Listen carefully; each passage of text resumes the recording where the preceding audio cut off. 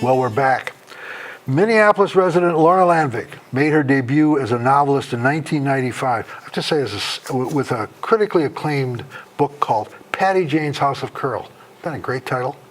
She's also the author of Your Oasis on Flame Lake, The Tall Pine Polka, Welcome to the Great Mysterious, Angry Housewives Eating Bonbons. I love that. Oh My Stars. And your latest novel is called 'Tis the Season, right? Right, but I have another one in between that, The View from Mount Joy. The View from Mount Joy, Yeah. correct. Yeah, that's right. 2007. Yep, last year. There's a really I invite all of you, there's a really interesting picture of you on one of the websites taken in, according to the legend, 1954. Am I clothed? Yes, you are. Yeah. A picture from 1954? Yeah. Yes. You didn't know about You weren't that, even huh? born in 1954. Well, So are you going to give us the website That address? was No, my I'm not birth gonna date. give it. I'm not gonna give it. The tail end of 54. It's a very interesting Who put it picture. on? Well, it wasn't me. It was probably your publisher. You're also an actor, a playwright, and a hockey mom. And I now understand you also shepherd your daughter to lacrosse. That's Not right. being La Crosse, Wisconsin, but yeah.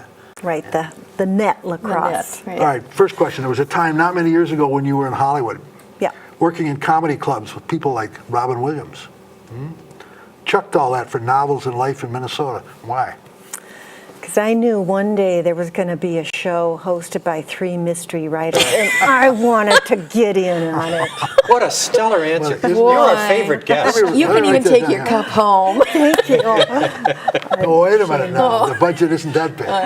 No, I've always really liked to perform, but you know, when I lived out there, they had expectations for me that I didn't agree with, and I was always getting sent out on young ingenue roles.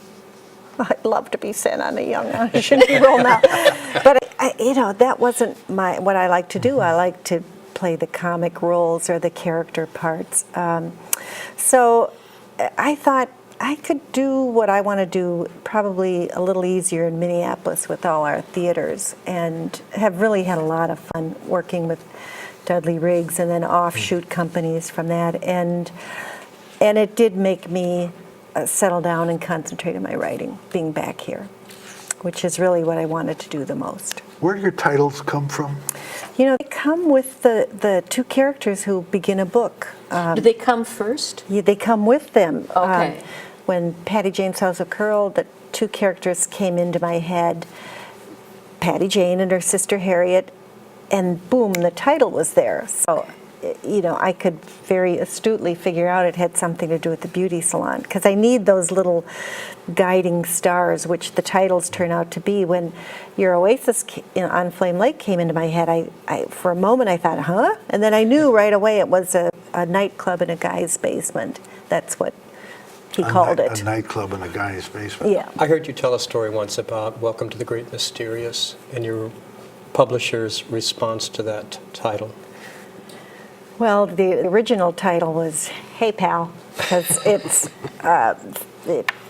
about a Broadway diva taking care of her nephew who has Down syndrome, and that's the salutation he greets everyone with. "Hey Pal," and my publishers thought that title sounded too Irish. Too Irish? Too Irish, yeah. And some people thought it sounded like a book about a dog. You know, "Hey Pal." But in figuring out a new title, it actually really opened up the book and made me write, I think, far deeper than I had. So almost always they've gone for the original title, but in that case I had to rethink a title. But they're all your titles in the end. Yep. Do you have an agent? We were just talking about agents. I do. I'm on my second agent. My first agent retired and moved to Australia, and I'm happy with my agent. I don't think I could do it without an agent. You know, you have to know too much or be married to somebody like you are. Well, when you see a New York contract versus a small press contract, you know you're in over your head. Oh, do you read them? I look at them. I mean, just the, you know. Right. You don't read. You should read them. I don't. You're something of a music buff as well, I understand. How big a part does music play in your the development of your stories? You know, I never consciously tried to put anything in my books, but music always does seem to come in. I love to sing. I don't have a great range, but I have a really good ear. I think I can harmonize well. But I can't sing high.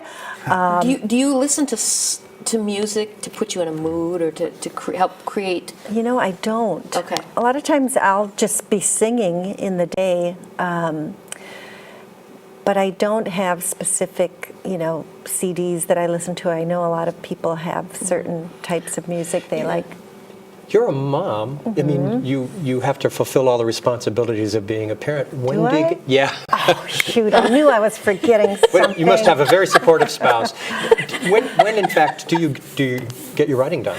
You know, when my older daughter, who's now 23, was little, I wrote my first book.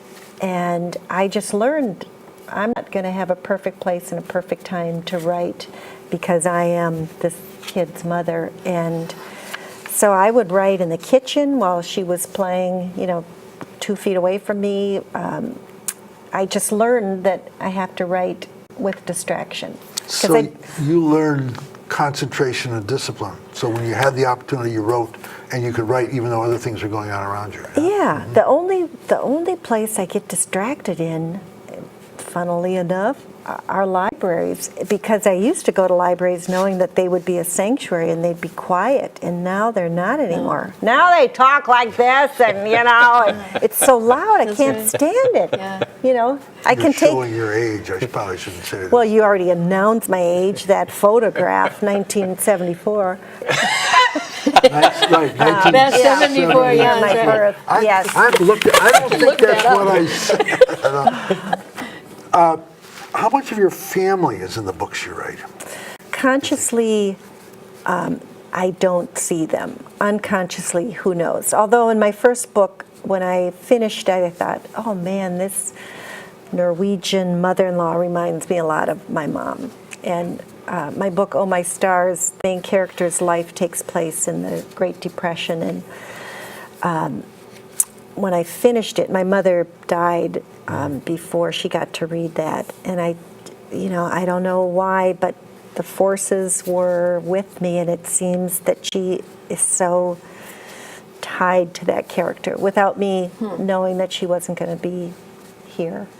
So, And just out of curiosity, I know One you're quick question. full-blooded Norwegian. yeah. Do you think that is a culture that is intriguing to draw on, to write about? Yes, the world might not, but I do. Okay, But all right. that's the question I get asked all the time on tour. They say, you say you're Norwegian, but I think you're funny. Right. Well, I think you're great. funny. Well, I've thank seen your you. act. I Yeah. think you're funny. Thank you for being here. Thanks for having me. Time goes Thank so you. fast when we're having interesting It conversations. certainly does. Lorna Landvik is the author of the best-selling novels. I'll repeat for you: Patty Jane's House of Curl, Your Oasis on Flame Lake, and The Tall Pine Polka. Those are all bestsellers, weren't they? Her latest, 'Tis the Season, is out now and available from discerning bookstores everywhere.